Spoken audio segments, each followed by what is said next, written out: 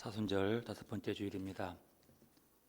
코로나19로 여러 가지로 제약된 부분들이 있지만 우리에게 강요하는 것이 아니라 자발적인 코로나 전파에 자제하기 위한, 예방하기 위한 것이기 때문에 동참하는 의미로 예배 시간에는 꼭 마스크를 써주시기를 바랍니다. 그리고 이제 가능하면 가까이보다도 조금씩 넓게 앉아서 함께 예배했으면 좋겠습니다.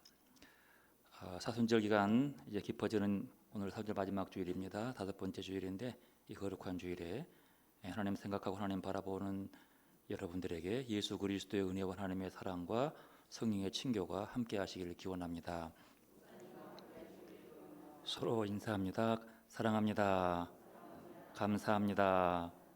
예수님이 우리의 희망입니다. 우리의 신앙 고백은 나는 죽고 예수로 삽니다. 예수와 함께 이웃을 살립니다. 예수와 함께 공동체와 세상을 살립니다. 이 고백이 여러분의 삶이 되시길 바랍니다. 미소는 하나님께 나갑니다.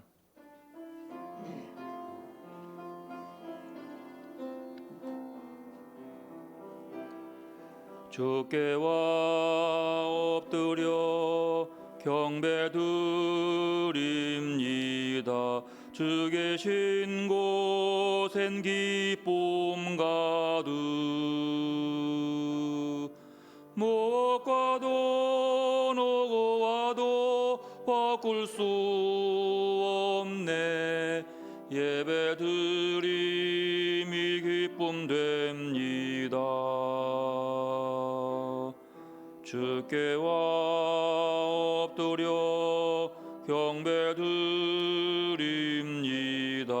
주 계신 곳엔 기쁨 가득 못 가도 노고와도 바꿀 수 없네. 예배드림이 기쁨 됩니다.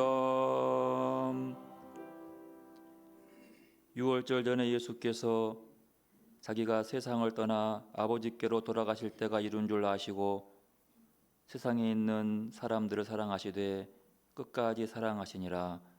하나님은 영이시니 예배하는 자가 영과 진리로 예배할지니라. 아멘.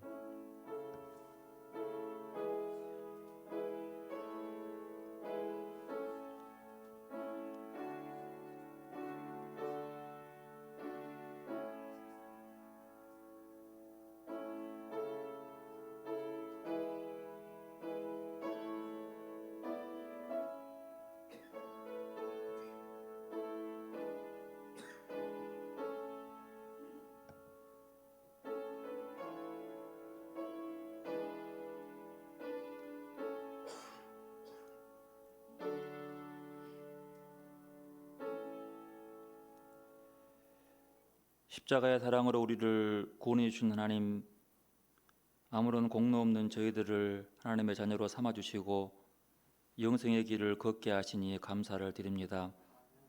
오늘 또 코로나19의 영향으로 고통 가운데 우리의 마음은 어두움과 아픔과 슬픔과 외로움과 절망 등 어두움뿐이지만 밝은 빛으로 나아가고자 사랑과 기쁨과 감사와 공정과 희망에 대한 간절함으로 주님 앞에 나왔습니다. 또한 어둡고 부정적인 말들이 더욱 우리를 두렵고 힘들게 하지만 만물이 봄비를 기다리듯이 하나님께서 허락해 주실 사랑과 연민과 부활의 말씀인 은혜의 단비를 사모하며 이 예배의 자리에 나와 서 있습니다. 마음과 뜻과 정성을 다하여 하나님이 기뻐하시는 사한 제사를 드리기 원하오니 우리 예배를 기뻐 받아 주옵소서. 자비로우신 주님, 사순절기를 지내며 우리의 믿음이 더욱더 주님을 신뢰하게 하시고 거친 세상에 사는 동안 덧붙여진 과도한 욕망을 자꾸 덜어내며 살게 하옵소서.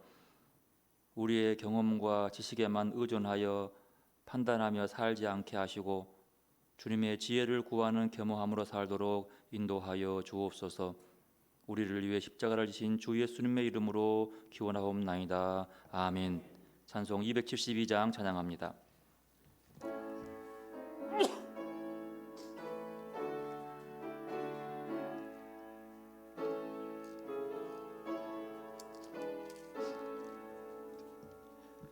고통의 멍에 벗으려고 예수께로 나갑니다. 자유와 기쁨 베푸시는 주께로 갑니다. 병든 내 몸이 튼튼하고 빈궁한 삶이 부해지며 죄악을 벗어버리려고 주께로 갑니다. 낭패와 실망 당한 뒤에 예수께로 나갑니다. 십자가 은혜 받으려고 주께로 갑니다. 슬프던 마음 위로받고 희생의 풍파 잔잔하며 영광의 찬송 부르려고 주께로 갑니다. 교만한 마음을 내버리고 예수께로 나갑니다. 복되신 말씀 따르려고 주께로 갑니다. 실망한 이 몸 힘을 얻고 예수의 크신 사랑 받아 하늘의 기쁨 맛보려고 주께로 갑니다. 죽음의 길을 벗어나서 예수께로 나갑니다. 영원한 집을 바라보고 주께로 갑니다. 멸망의 보고 헤어나와 평화의 나라 다다라서 영광의 주를 배우려고 주께로 갑니다. 아멘. 교동문 128번 교독합니다.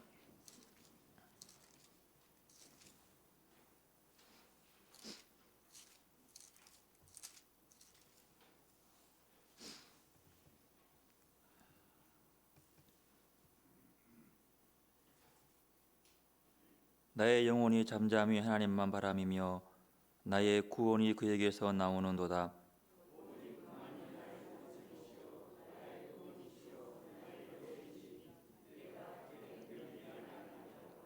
넘어지는 담과 흔들리는 울타리 같이 사람을 죽이려고 너희가 일제히 공격하기를 언제까지 하려느냐.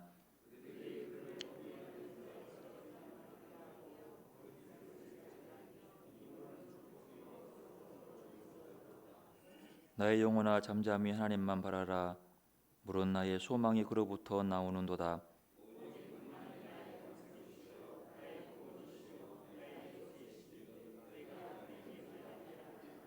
나의 구원과 영광이 하나님께 있음이며 내 힘의 반석과 피난처도 하나님께 있도다.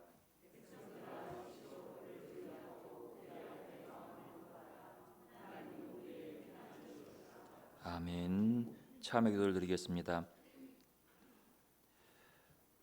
십자가 그늘 밑에 나와 주님께서 베풀어 주신 은혜를 생각합니다. 우리가 죄인 되었을 때에 십자가의 보혈로 의롭다 인정하셨고, 주님의 품을 멀리 떠나 살 때에도 오래도록 기다려 주셨습니다.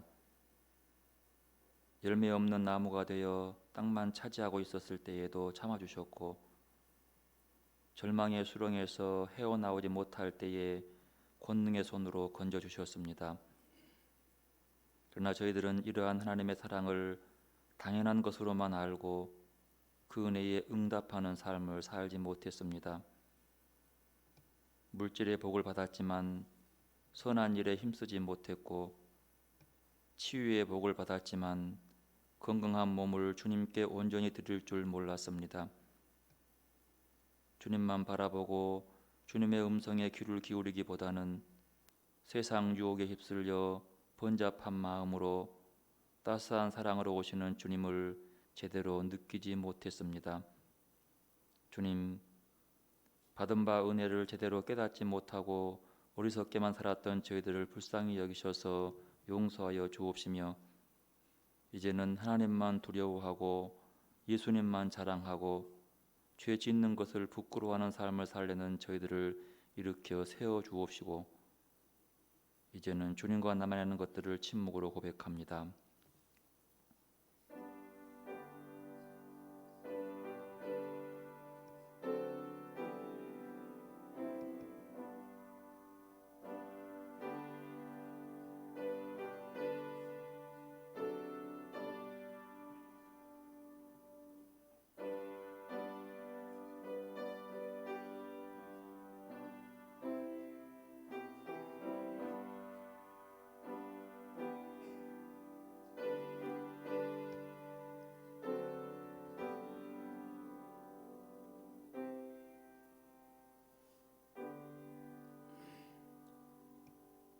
내가 높고 거룩한 곳에 있으며 또한 통회하고 마음이 겸손한 자와 함께 있나니, 이는 겸손한 자의 영을 소생시키며 통회하는 자의 마음을 소생시키려 함이라. 아멘. 나는 전능하신 아버지 하나님 천지의 창조주를 믿습니다. 나는 그의 유일하신 아들 우리 주 예수 그리스도를 믿습니다. 그는 성령으로 잉태되어 동정녀 마리아에게서 나시고 본디오 빌라도에게 고난을 받아 십자가에 못 박혀 죽으시고 장사된 지 사흘 만에 죽은 자 가운데서 다시 살아나셨으며 하늘에 오르셔 전능하신 아버지 하나님 우편에 앉아 계시다가 거기로부터 살아있는 자와 죽은 자를 심판하러 오십니다. 나는 성령을 믿으며 거룩한 공교회와 성도의 교제와 죄를 용서받는 것과 몸의 부활과 영생을 믿습니다. 아멘. 나 주님을 사랑합니다. 참 사랑에 주를 경배해 한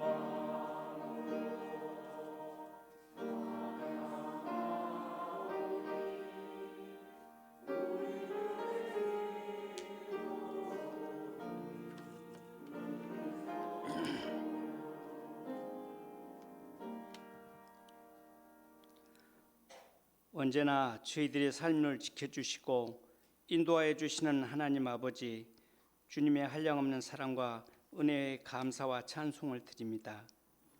이 험난한 세상 속에서도 미천하고 보잘것없는 저희들을 택하사 너는 내가 싫어하시라 칭함받게 하시고, 거룩한 날 어려운 여건 속에서도 주님의 전에 나와 머리 숙여 예배드리게 하시니 감사를 드립니다.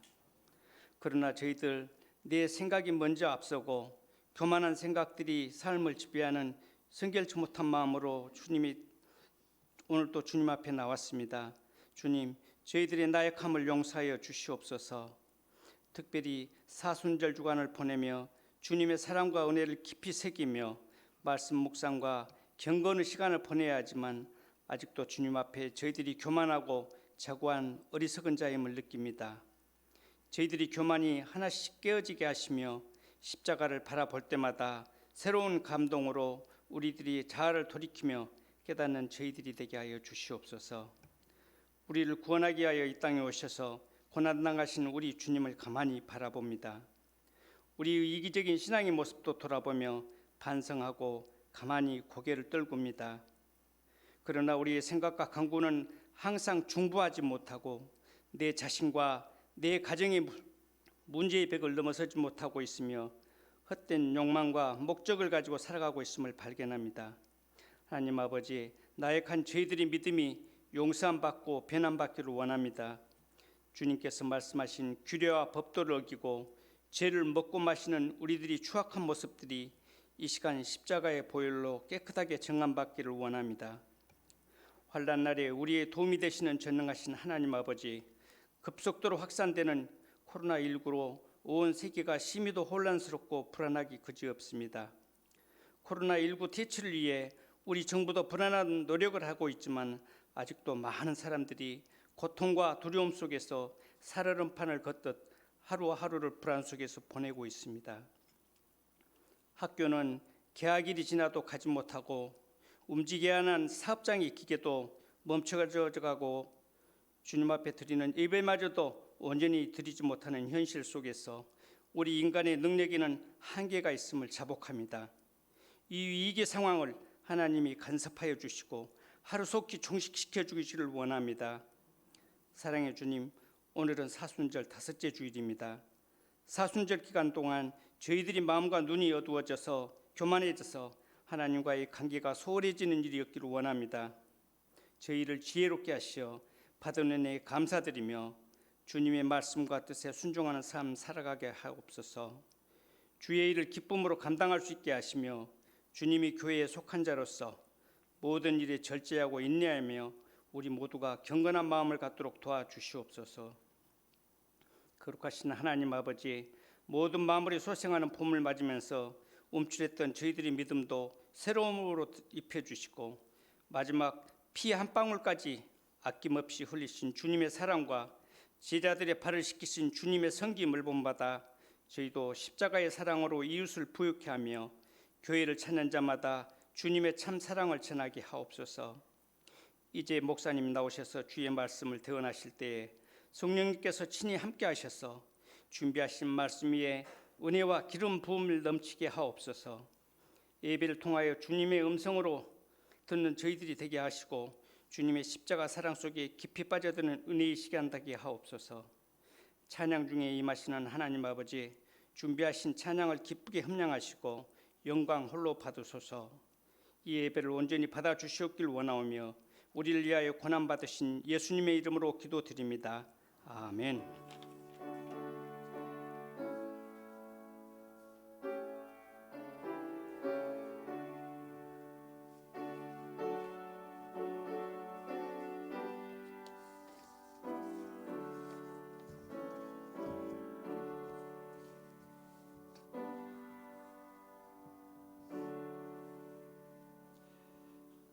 하나님 말씀 요한복음 11장 32절에서 45절까지 교독합니다.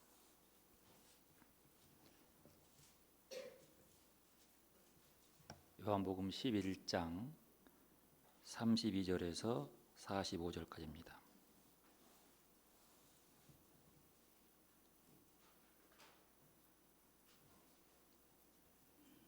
마리아가 예수 계신 곳에 가서 배웁고 그 발에 앞에 엎드려 이르되 주께서 여기 계셨더라면 내 오라버니가 죽지 아니하였겠나이다 하더라.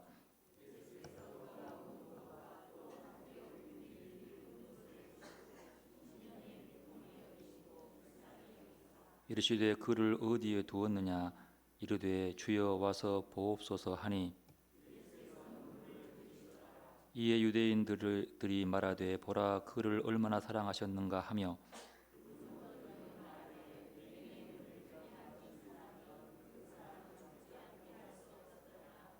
이에 예수께서 다시 속으로 비통히 여기시며 무덤에 가시니 무덤이 굴이라 돌로 막았거늘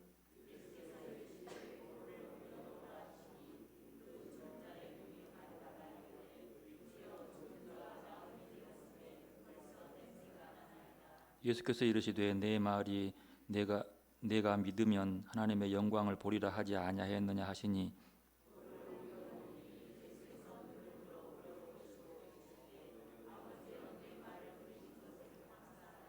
항상 내 말을 들으시는 줄을 내가 알았나이다.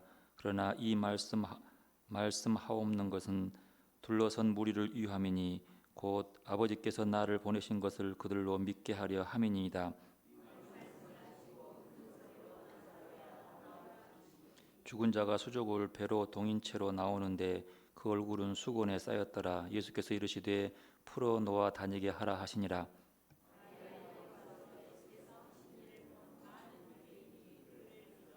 아멘까지 봅니다. 오늘 시원천개 특별 찬양하겠습니다.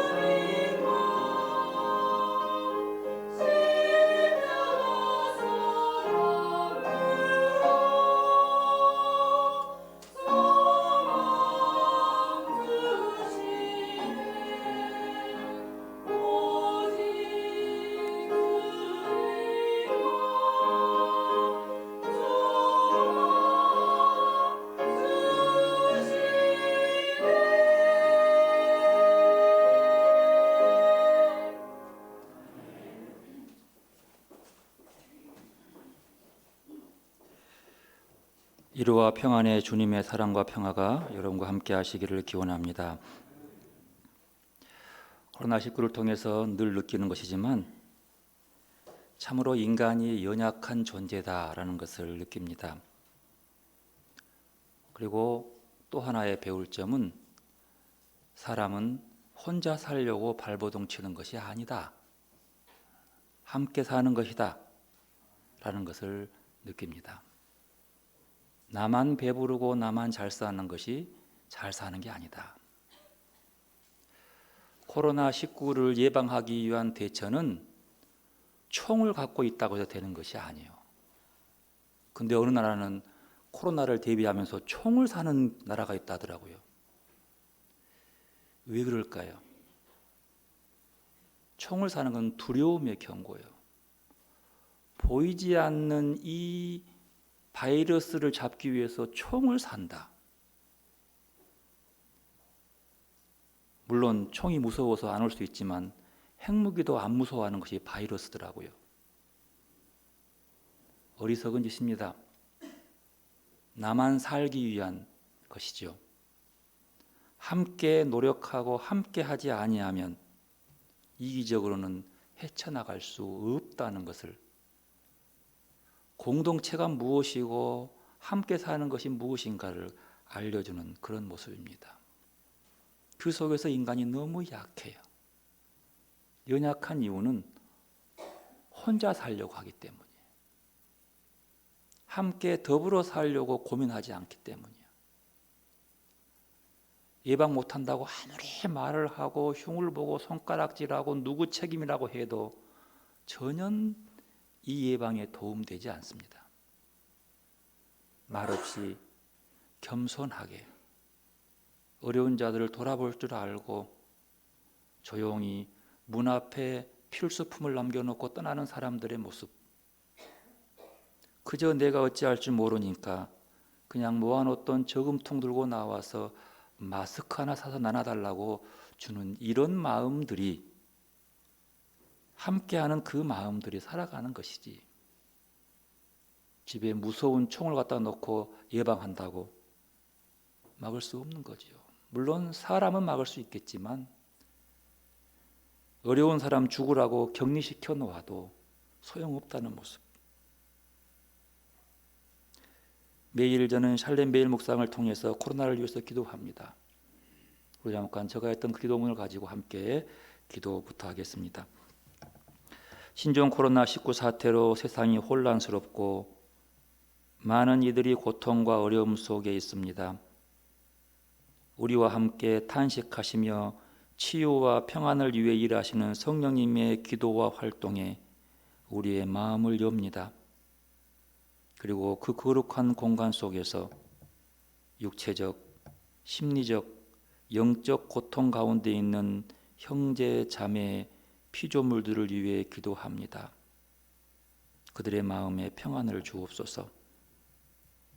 이 사태의 진정과 국민의 건강을 위해 수고하고 애쓰는 의료진들과 공무원들, 자원봉사자들을 위해 기도합니다.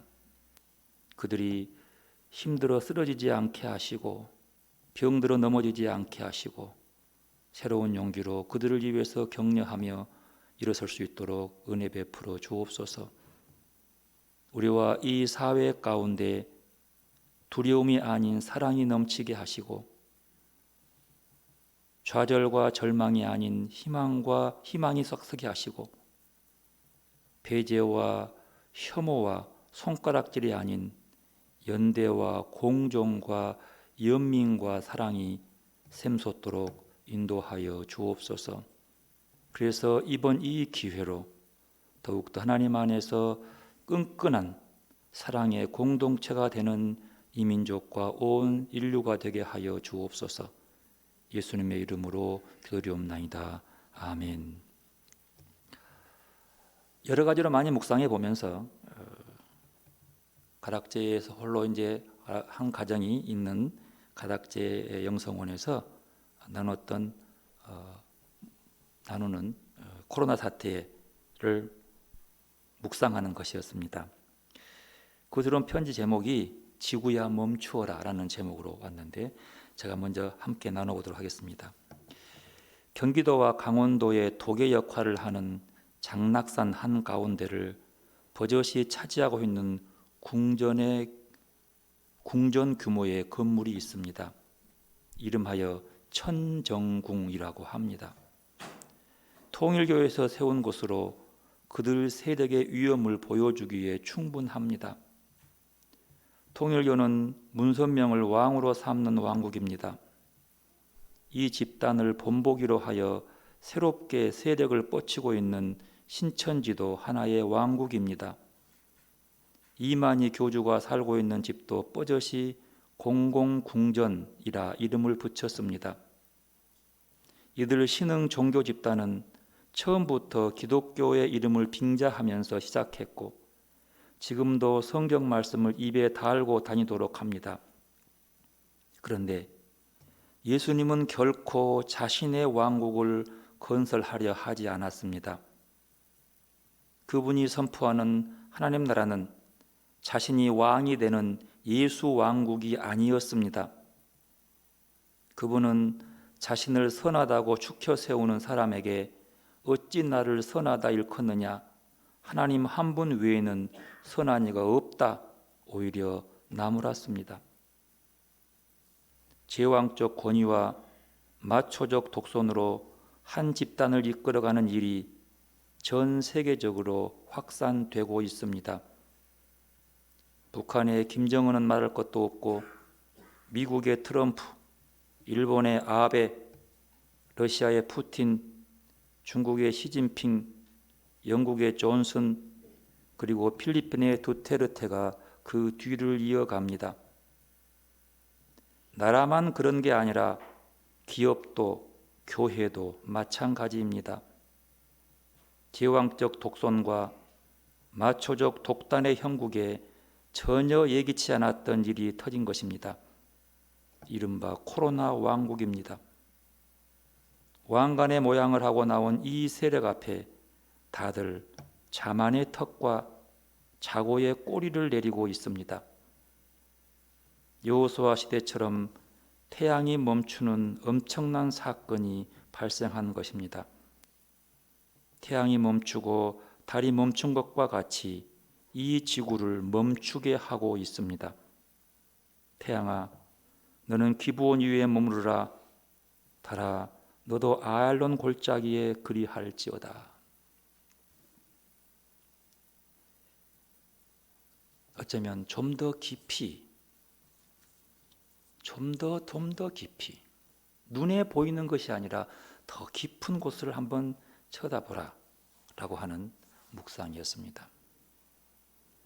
사순절기를 지납니다. 사순절의 의미를 좀 더 깊이 새겨볼 수 있는, 어쩌면 눈에 보이는 분위기가 아니라 우리의 영적 마음속 더 깊은 곳 속에서 주님을 대할 수 있는 오히려 그런 외형적인 조건들이 우리에게 온 것인지 아닌가 생각해 봅니다. 이 절기에 사순절의 기도를 통해서 우리의 신앙을 한번 돌아보고 주님의 십자가를 묵상했으면 합니다. 사순절의 기도 김귀녀, 세상이 주는 아픔, 사람이 주는 상처, 창고가 바닥난 환난의 소낙비 속에서도 견디게 하신 당신이여, 우리 마음에 있는 거짓이 주님의 마음을 얼마나 쓰리게 하시는지 당신만 아시기에 내 속에 허락하신 양심으로 속이지 않게 하소서. 슬픔에 잠기던 예루살렘 거리를 생각하며 다시는 주님의 마음 슬프게 하는 어리석은 자 되지 않게 하소서. 골고다 언덕에서 붉은 피 흘리신 아픔을 생각하며 죄의 노예가 아닌 당신의 노예가 되어서 십자가 고난에 동참하는 사순절이 되게 하소서. 주님, 눈물로 사귀고 침묵 속에 인내하며 기도하는 것은 당신께로 가는 오직 한 길, 구원이라는 무지갯빛 소망 때문입니다. 오늘 우리에게 주신 요한복음 11장의 말씀은 실은 1절에서부터 45절까지가 하나의 본문입니다. 이 얘기의 전체를 놓고 보면 그 얘기 주제는 나사로의 다시 삶, 나사로의 부활, 이렇게 정할 수 있습니다. 오늘 거의 11장에 들어온 이유는 요한복음 전체적인 신학적인 또 신앙적인 고백에서 연결되어 있습니다. 우리는 지금 매 주일마다 셋째 주일부터 요한복음을 읽어옵니다. 셋째 주일, 3월 셋째 주일에 요한복음 4장에서 주님은 사마리아 여인과 야곱 우물가에서 대화하시면서 영원히 목마르지 않을 물을 주십니다. 이 물을 통해서 인생의 타는 목마름을 해결하는 사마리아의 수가성 여인을 만나게 됩니다. 그리고 이 말씀을 통해서 우리 인간의 심각한 결핍을 충족시켜주는 예수님을 우리가 또한 만납니다. 우리 인생의 결핍은 그 갈망과 목마름으로 기다리지만 주님이 주시는 그 말씀을 통해서 예수를 통해서 해결할 수 있음을 말씀하고 있는 거지요. 그리고 9장에 와서는 날 때부터 앞을 보지 못한 맹인을 등장시켜서 그 사람의 눈을 보게 함으로 밝은 눈으로 세상을 새롭게 보게 함으로써 눈을 뜨고 있으면서도 세상의 눈이 어두워서 가리워져서 눈에 보이는 것만으로 선동으로 펄펄 뛰는 우리에게 그 너머에 있는 좀 더 깊은 것들을 바라보고 살라고 가르쳐 줍니다. 그리고 오늘 요한복음 11장의 말씀을 통해서 나는 부활이요 생명이라고 말씀하시는 주님께서 죽은 나사로를 살리면서 영원히 죽지 않은 부활의 삶을 살라고 우리에게 또한 가르쳐 주고 있습니다. 사순절은 우리에게 생명을 살리고 영생을 얻게 하라고 말씀하고 있습니다. 생명의 샘물과 생명의 빛을 보게 하시고 영원한 생명 그 자체이신 주님께로 우리를 초대하고 있는 것이죠. 우리는 지난 주일에 요한복음 9장의 말씀을 통해서 날 때부터 맹인된 한 사람을 등장시켜서 어떤 조건과 요구사항도 없이 또 어떻게 할 거라는 다짐도 없이 그저 하나님이 하시는 일을 나타내시고자 하기 위해서 그 맹인을 고쳐준 사건을 보게 됩니다. 예수님은 그 사람에게 그의 과거를 묻지 않았습니다. 그의 지금의 형태도 보지 않았습니다. 그저 예수를 만난 그 시점부터 그의 간절한 소원을 통해서 하나님이 하신 일을 나타낸다는 거죠. 여기서 하나님이 하신 일이란 것은 첫째로 과거를 묻지 않습니다. 지금의 그의 상태를 바라보지 않습니다. 지금 예수를 만난 지금부터 주와 함께 어떻게 살 것이냐는 것들을 새로운 눈으로 새로운 시각으로 세상을 바라보고 새로운 눈으로 내 자신을 바라보고 살아가도록 그렇게 이끌었습니다. 그리고 그에게 내가 주를 믿습니다라는 그의 고백 앞에서 예수는 그에게 새로운 영적인 생명을 얻게 합니다. 그리스도인은 이렇듯 예수로 말미암아 새로운 시력을 얻어 새롭게 믿음을 가진 사람들을 그리스도인이라고 합니다. 한마디로 날마다 우리를 새롭게 창조하시는 주님으로 말미암아 하나님과 이웃을 내가 가진 사고의 틀이 아니라 새로운 눈, 즉 사랑이신 주님의 눈으로 바라보고 살아가는 자들이 그리스도인이라고 그렇게 말씀했습니다. 그리고 나를 통해 숨을 쉬고 일하시고자 하시는 주님이 일할 수 있도록 나의 모든 것들을 내 자아를 내려놓고 한마디로 내가 죽고 예수를 살게 하는 삶을 살아내는 자들이 그리스도인이라고 이렇게 들려줍니다. 그리고 이 9장이 지난 다음에 10장으로 넘어오면 요한복음 10장은요 예수님이 양떼를 위해서 목숨을 바치는 목자라고 하는 사실을 부각시킵니다. 뭐 이걸 통해서 주님이 받을 순환과 고난을 얘기하고 있는 거지요. 그리고 오늘 본문 11장에 들어오면 선한 목자, 착한 목자가 자기 양을 위해서 목숨을 버리듯이 예수님은 나사로를 살리고 당신 스스로는 죽음의 길로 갑니다. 이게 11장의 주제예요. 45절 이후에 보면은요, 나사로를 살리시는 일을 통해서 유대의 당국자들이 예수를 죽이려고 모의를 합니다. 그리고 12장부터 쭉 넘어가면 예수님이 쭉 가는 길의 모든 과정들이 십자가로 나아가요.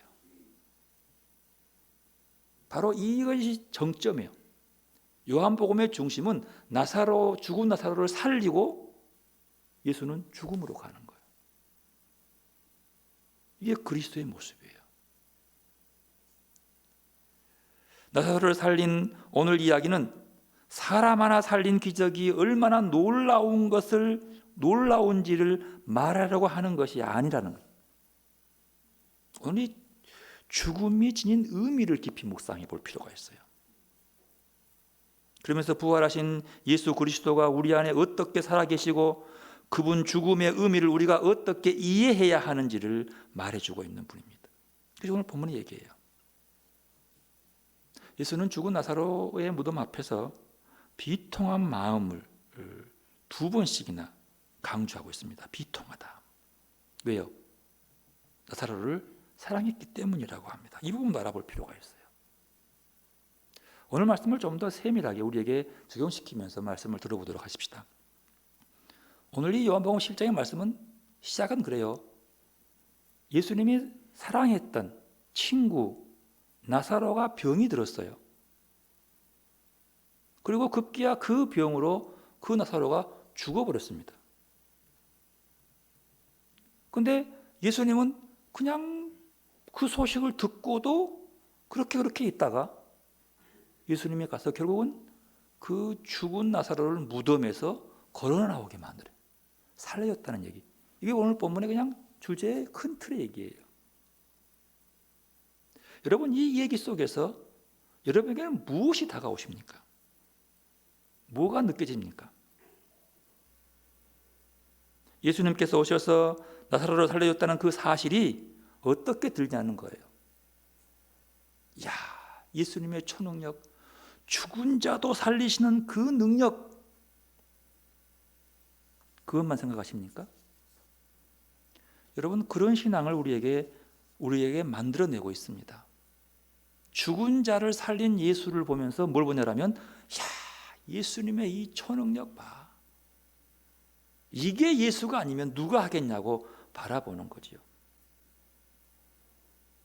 그러나 예수님은 그 자신의 초능력에 대해서는 별로 관심이 없습니다.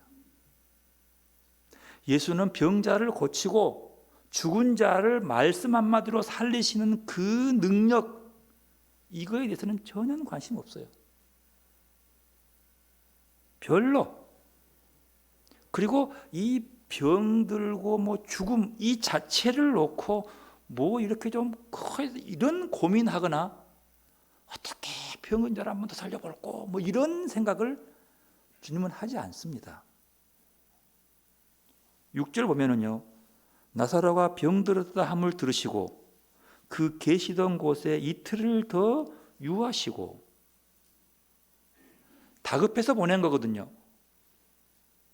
1절부터 보면 이제 병들어 죽게 되니까 다급해서 보내는 거예요. 근데 5절을 보면요, 뭐라 그러냐면요, 예수께서 본래 마르다와 그 동생과 나사로를 뭐하더니 사랑하시더니, 그러니까 베다니에 있는 그 식구들을 다 사랑했던 거예요. 그리고 특별히 나사로는 친구처럼 지내면서 굉장히 사랑한 친구란 말이에요.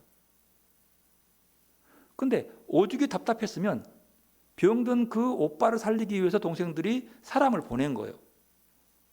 예수님, 그 당신 친구 나사로가 지금 곧 죽게 되었답니다. 지금까지를 보면 예수님이 그래? 실은 그것까지 가지 못한다 하더라도 예수님의 능력은 뭐예요? 그냥 여기서 말씀만 해도 그 병을 나을 수 있는 능력이 있었어요. 그런데 예수님은 그거에 대해서 별 반응을 보이지 않습니다. 그리고 여기 보십시오. 어찌어찌 해가지고 베다니 마을 어기까지 갔어요. 가서 보니까 나사로가 죽었다는 거예요. 죽었다는 소식을 듣고도 별로 그거에 반응을 안 보여요. 가려고 하지 않아요. 마르다가 영접하고 있으니까 안 와. 그러니까 마리아가 뛰어나와가지고 급히 나가 말합니다. 아직 예수가 마을로 들어오지 아니하고 있는데 안 들어와요. 근데 막 뛰어와가지고 이제 마리아가 얘기하죠. 막 울면서 얘기해요. 아이고 선생님이 이곳에 있었으면, 그 말은 우리가 연락했을 때 그때 바로 오셨으면 그것도 포함돼요. 우리 오라버지가 죽지 않았을 건데. 별로 관심 없어요, 예수님은. 왜 그럴까요? 분명히 사랑하는 자의 모습이에요. 여러분, 사랑하는 사람이, 그렇게 사랑하는 형제처럼 사는 친구가 얼마 안 남았다네 그러면 가만히 있겠어요? 아니면 그것도 바빠서 그럴 수 있어요.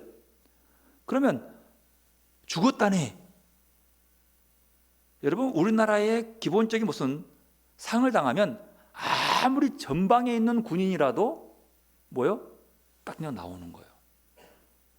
그러니까 평상시 예수님의 그 마음에 의해서는 왜 그랬을까라고 하는 질문이 가요. 여러분, 왜 그랬을까요? 근데 뒤에 보면 어쨌든 살려내요. 4절 말씀 보십시다. 예수님이 이렇게 말해요. 함께 있으면 4절 있습니다. 예수께서 들으시고 이르시되 이 병은 죽을 병이 아니라 하나님의 영광을 위함이요 하나님의 아들이 이로 말미암아 영광을 받게 하려 함이라 하시더라. 이 말로 보면 이렇게 들려요. 극적인 하나님의 영광을 나타내고 하나님의 영광뿐만 아니라 그의 아들, 그 병을 고친 예수님의 영광도 나타내기 위해서 죽으라고 기다린 것일까라고 하는 거예요. 그래야지 더 극적이잖아요.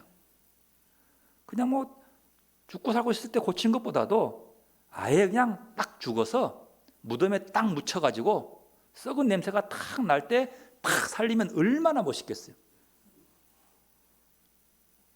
오늘 본문에 보면 꼭 예수님이 그런 것처럼 보이잖아요. 왜요? 하나님의 영광을, 초능력을 드러내기 위한 모습. 여러분, 의외로요, 이렇게 생각하는 분들이 많습니다. 저도 한때는 그렇게 생각했어요. 왜요?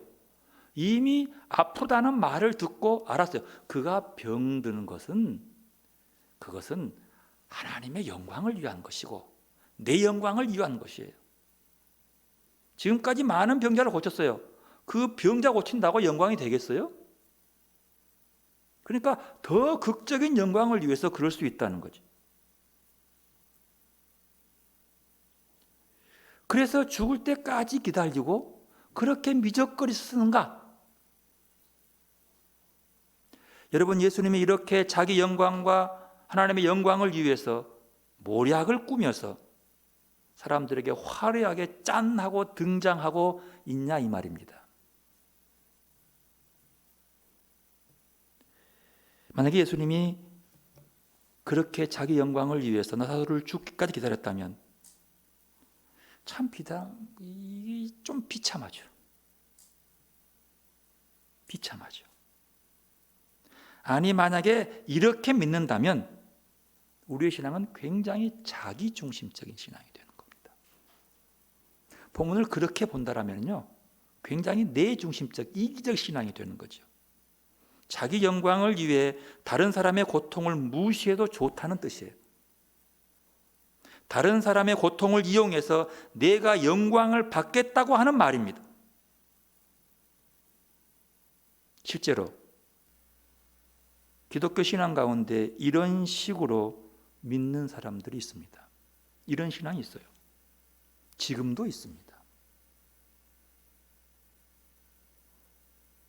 기독교인들이 세상 사람들에게 이기적이다, 자기중심적이다, 자기만 안다는 말을 듣는 것도 이런 식의 신앙 태도 때문에 그러는 거예요. 눈에 보이면 그렇게 보여요. 본문의 말씀을 그대로 읽으면 그렇게 보여요. 그래서 눈에 보이는 것만으로 믿을 수 없는 겁니다. 예수님 말씀하여 기적을 보고 믿는 자가 없어요. 뭘 봐야 돼요? 그 너머에 더 깊은 의미를 봐야 돼요. 그래서 신앙의 깊이를 여기서는 얘기할 수 있는 겁니다. 우리의 신앙이 늘 이런 식으로 이해한다는 것은 참으로 곤란한 일입니다. 이런 식은요, 뭐요? 모략이요. 신천지 애들이 말하는 모략이요. 자기의 영광과 진실을 감추고 앞에 감추고 있다가 뒤에 짠 이거야 라고 보여주기 위해서 샥 감춰왔다고. 모략요. 예수님은 모략으로 사람을 유혹하지 않습니다. 모사를 꾸며서 하나님의 영광을 극대화시키려고 하지 않습니다. 그건 아니에요. 예수님은 이런 시대에 자기 영광을 위해서, 하나님의 영광을 위해서 사람에게 고통을 주거나 지난 9장처럼 날 때부터 맹인으로 만들지 않았다는 것이에요. 모략을 통해서 자기 목적을 달성하고 환호하는 그런 분이 아니에요. 그렇게 믿죠? 예수님이 그런 분이기 때문에 예수 믿는 우리도 이래야 한다는 겁니다. 정직해야 돼요. 진실해야 돼요. 여기서 나오는 거죠. 아, 예수님이기 때문에 모략을 꾸미지 않는다는 것 알지만 믿는 사람은요. 예수 믿는 사람은 예수에 뭘 보는 거예요? 그의 삶을 보는 거예요. 예수님은 마르다와 마리아 그리고 나사로를 사랑하였습니다. 그렇게 보는 거죠. 분명히 말씀해요. 예수님은 사랑하는 사람의 고통과 심지어 죽음을 이용해서 자기 영광을 추구할 만큼 잔인한 분이 아니십니다. 예수님은 나사로의 죽음과 그로 인한 형제들의 슬픔 때문에 비통하고 괴로워하시면서 눈물을 흘리신 분이십니다. 이런 분이에요. 오히려 예수님은 사랑하는 나사로를 살리고 당신은 죽음으로 갑니다. 이런 분. 결국 그 모의와 모략에 의해서 예수님을 십자가에 죽이려고 하는 그 사람들의 모습과 확연히 대조되죠. 그들도 하나님의 영광을 위해서 모략을 꾸며서 예수를 십자가에 죽게 합니다. 그것도 하나님의 말씀을 입에 달면서.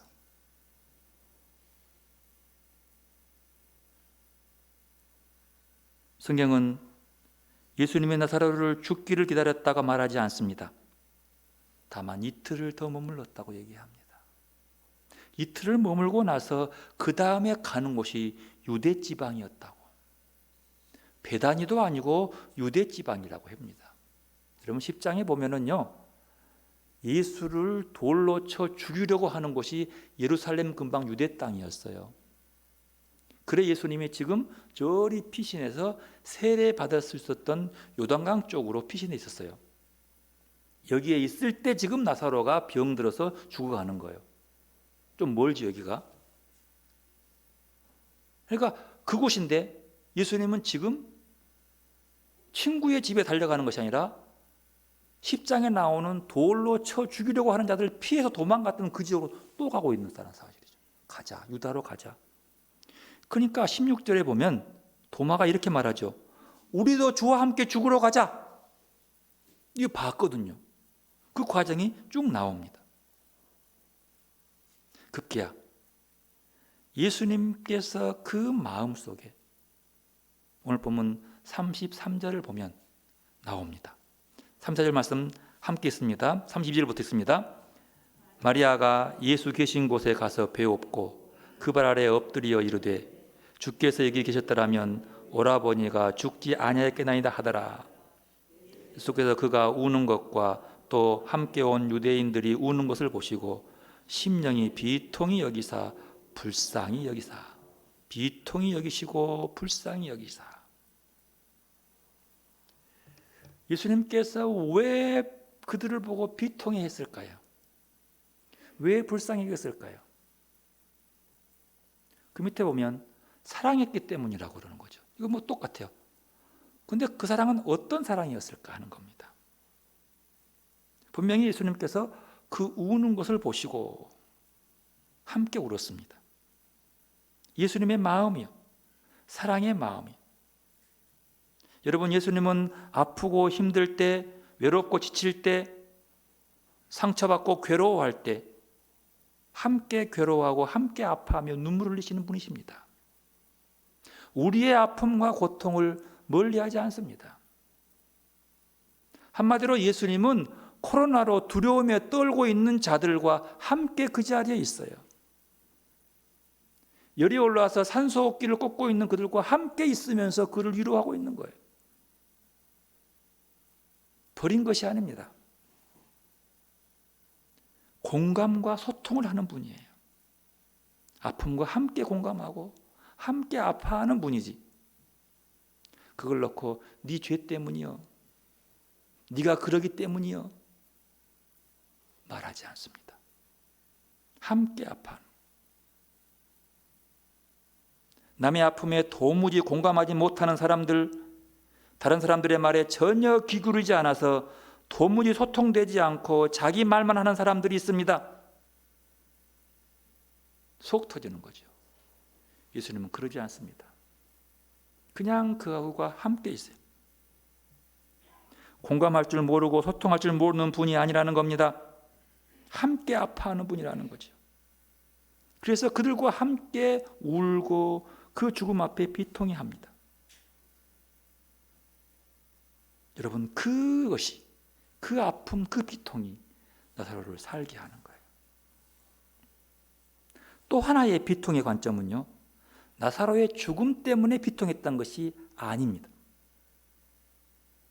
오늘 본문 25절 26절에 보면 나는 부활이요 생명이다.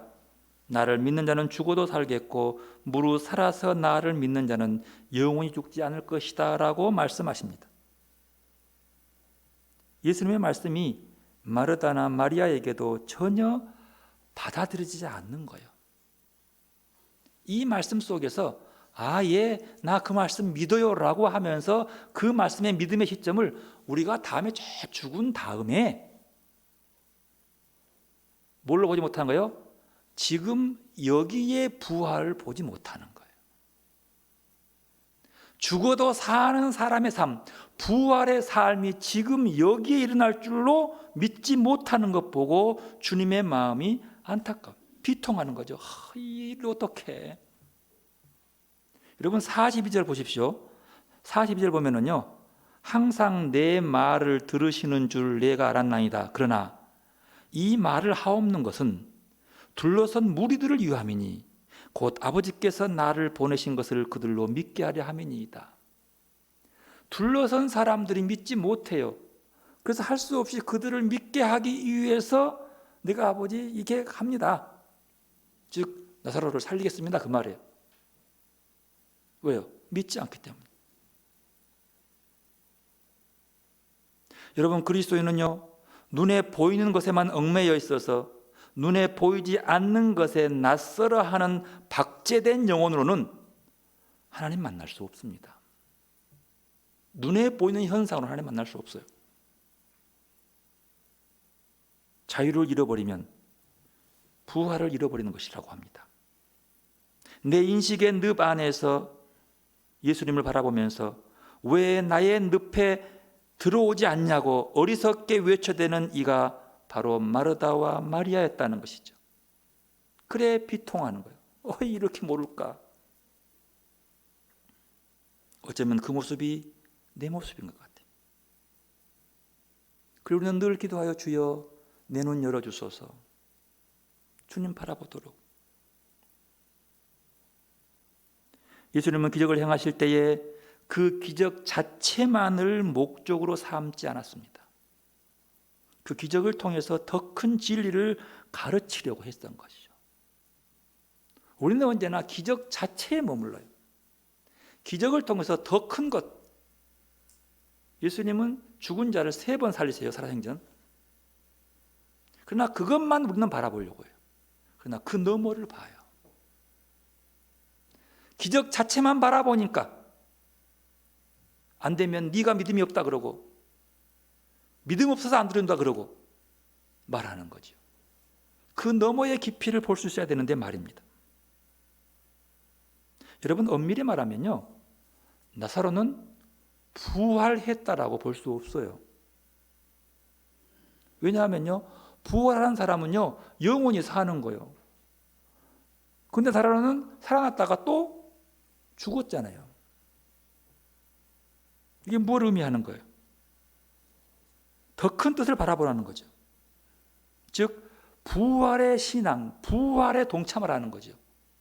이 부활의 신앙은 저 뒤에 다음에 말다처럼 아이고 나도 알아요 그 말씀, 그거 아는 것이 아니고 지금 이곳에서, 지금 이 자리에서 부활이란 말이죠. 여기서 부활은 무덤에 묻혀서 썩은 뼈들에 살이 붙여서 걸어 나오는 것을 말하는 것이 아닙니다. 내가 내 자신의 아집과 고집과 이기심의 껍질을 깨뜨릴 때 진정한 부활이 여기에서부터 시작된다는 것이고, 분노와 울분과 체념의 나락에서 다시 일어나 믿음의 희망으로 살아갈 때의 부활이 시작된다는 것이죠. 언제? 지금 여기서. 여러분, 우리가 영원히 사는 것을 믿습니다라고 할 때에 그 영혼은 지금 여기도 포함되는 겁니다. 영혼의 시점을 우리는 꼭 죽음 이후로 봐요. 그렇지 않습니다. 영혼은 지금도 있어요. 시점으로 보십시오. 그러면 죽음 이후에 우리가 부활의 삶을 살 것을 지금도 살아야지만이 영원히 사는 것을 믿는 거예요. 주님은 이 말씀을 하고 있거든요. 부활의 신앙은 지금 이 자리에 우리 생활 속에서 실천하는 현실이라는 것이죠. 이것이 부활의 신앙으로 산다는 겁니다. 여러분, 사순절은 이제 끝나가고 있습니다. 사순절의 끝은 바라봄이 있어요. 뭐요? 부활을요. 사순절의 기나를 거쳐오면서 여러 가지 고통과 고난 속에서도요, 여러분, 우리가 새롭게 살리시는, 새롭게 창조하시는 희망의 부활로 오늘을 살아가는 여러분들이 되시기를 바랍니다. 우리의 마음 속에서. 그래야지 슬퍼하지 않아요. 죽음에 대한 예수님의 바라보는 눈과 마르다와 마리아의 눈은 이렇게 달라요. 철철 울지만 예수는 그 눈물 속에서도 아이고, 너희들의 부활의 삶을 못해서 그렇게 괴로워하고 있구나. 죽음도 영원히 사는 것이지만 이곳에 사는 영혼들을 위해서 오늘 또 주와 함께 걸어가는 여러분들이 되시기를 바랍니다. 코로나19의 이 어두움과 이 절망 속에서 우리를 새롭게 창조하시고 새롭게 호흡하게 하시는 주님의 부활의 창조와 함께 부활의 신앙으로 승리하는 여러분들이 되시기를 바랍니다. 이 부활의 승리가 온 땅에 새롭게 희망을 줄 줄로 믿습니다. 기도로 나가겠습니다. 절망 가운데 우리에게 오셔서 부활의 소망을 주신 주님을 바라보는 시간 되시기를 바랍니다. 기도로 나가십시다.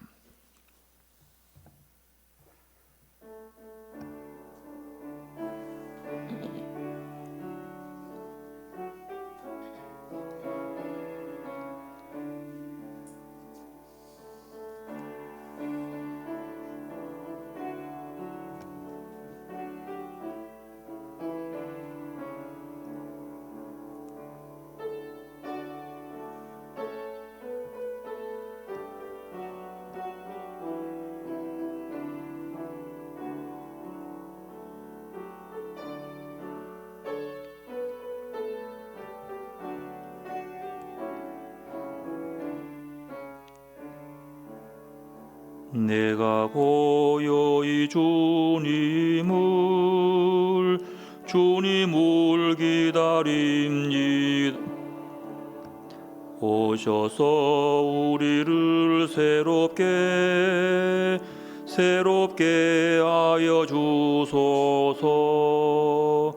어린아이의 마음으로 주님을 기다립니다. 어린아이의 마음으로 주님을 기다립니다. 내가 슬프고 고난할 때 주님을 기다립니다. 오셔서 나로 굳세게 하여 주소서. 어린아이의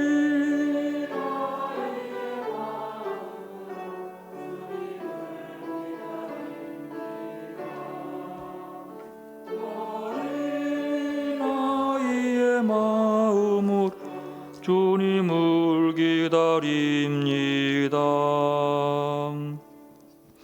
주님, 사순절 5번째 주일로 깊어가지만 코로나19의 전염을 예방하기 하는 일에 동참하기 위해 온전하지 않지만 여러 가지 처소에서 온 마음을 다하고 정성을 다하고 힘을 다하여 죽음에서 부활로 이끄시는 새 창조의 주님을 소망하며 예배하게 하시니 감사합니다.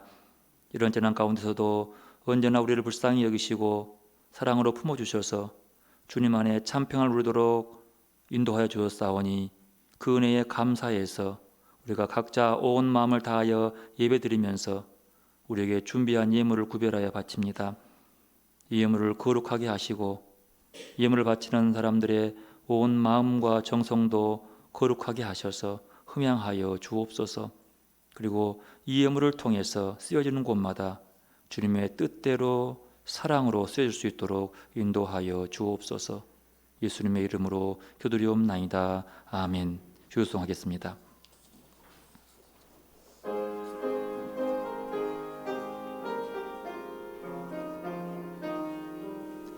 하늘에 계신 우리 아버지, 이름을 거룩하게 하시오며 그 나라 오게 하시오며 그 뜻을 땅에도 이루어 주소서. 오늘날 우리 모두에게 일용할 양식을 주시옵고 우리가 이웃을 용서하듯이 우리의 죄도 용서하소서. 우리를 시험에 들게 마시고 다만 악에서 구하소서.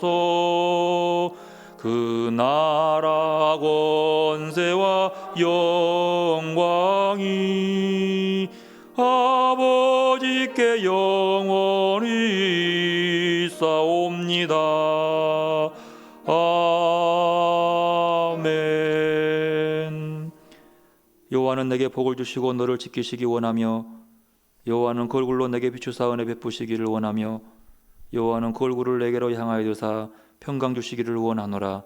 우리 주님 예수 그리스도의 은혜와 하나님의 사랑하심과 성령님의 교통하심이 나사로의 죽음이 하나님의 영광을 이유하여 다시 살아난다고 말씀하시는 생명의 주님의 말씀을 믿지 못해 죽음의 절망 가운데 눈물 짓는 마르다의 불신앙에도 부활의 소망으로 새롭게 하시는 하나님의 아들을 믿게 하시고 나사로야 나오라 하는 말씀으로 새 생명을 주시는 주님의 새 창조를 온전히 믿어 하나님의 생기로 살고 있음을 고백하며 주님 앞에 영원히 사는 것을 믿기 원하는 주님의 귀한 백성들과 죽음과 같이 절망에서 부활의 새 희망이 필요하는 이 나라와 온 세계 위에 늘 함께 하시기를 축원하옵나이다. 아멘.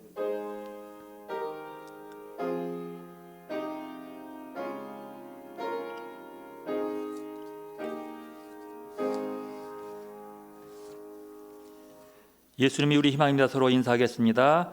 예수님이 희망인 줄로 믿습니다. 주님만의 힘이 있습니다. 이제 참으로 길어집니다. 앞으로 얼마나 더 갈지 모르겠습니다만 이제 대략 다음 주까지가 아닐까 싶습니다. 함께 할 수 없는 어떤 감이 있습니다만 아마 앞으로 좀 더 시간이 걸릴 것 같고요. 이제 다음 주를 지나고 다음 주가 한 주간은 이제 고난 주간 지나고 그 다음 주 12일 주일은 부활 주일입니다. 그때까지는 뭐 시간 정할 수 없습니다만 부활 주일은 함께 부활의 기쁨이 우리뿐만 아니라 온 세계 위에 부활의 소망이 확 났으면 좋겠다 하는 마음으로 기도하고 있습니다.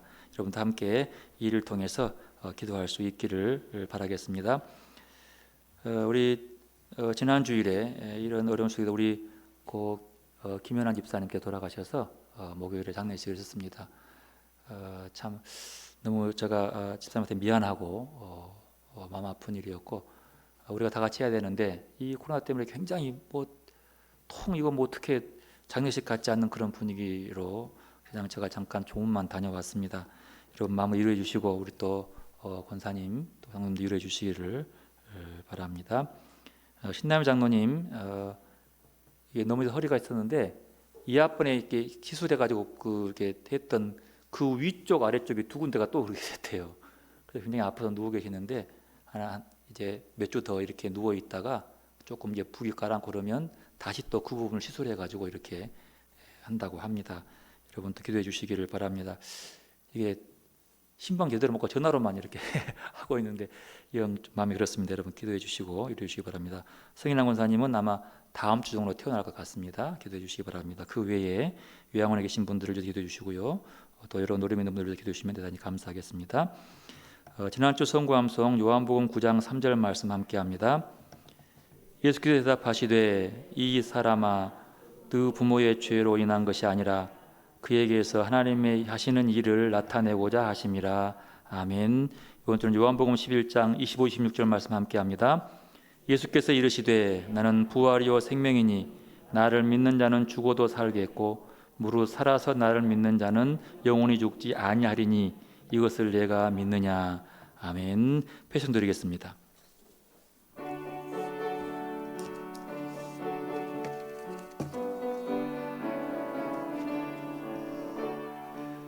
신실하게 진실하게 거룩하게 살게 하소서.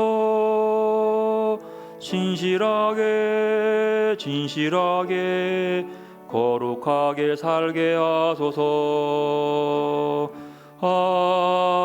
하나님 나의 마음 만져주소서. 하나님 나의 영혼 새롭게 하소서. 신실하게